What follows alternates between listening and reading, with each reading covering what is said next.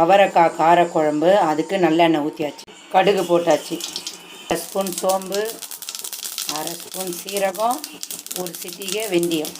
இதில் ஒரு 2 கைப்பிடி அளவு வெங்காயம் ஆட் பண்ணிக்கிறேன். இப்போ இது வதங்கிறதுக்கு தேவையான கல்லுப்பு ஆட் பண்ணிக்கலாம். ஒரு 10 பல்லு பூண்டு குட்டி குட்டியாக கட் பண்ணி இதிலே போட்டேன். வெங்காயமும் பூண்டும் நல்லா வதங்கிடுச்சு. இப்போ இதில் ஒரு தக்காளி ஆட் பண்ணிக்கலாம். அவரைக்காய் காரக்குழம்புக்கு தேங்காய் எடுத்தாச்சு கொஞ்சம். அதில் சோம்பு, சீரகம், தக்காளி ஒன்று எடுத்துக்கிறேன். இப்போ இது நல்லா பேஸ்ட்டாக அரைச்சிக்கலாம். ஒரு அவரைக்காய் ஆட் பண்ணிக்கலாம். நாட்டு அவரைக்காய் குட்டி குட்டியாக இருக்குமே அந்த அவரைக்காய் வாஷ் பண்ணி நல்லா க்ளீன் பண்ணி வச்சாச்சு. இப்போ இதை வதக்கலாம்.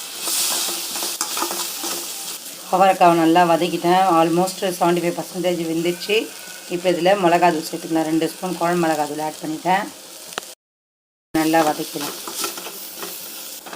ஒரு 1/2 டம்ளர் தண்ணி ஆட் பண்ணி 1/2 டம்ளர் தண்ணி ஆட் பண்ணியாச்சு.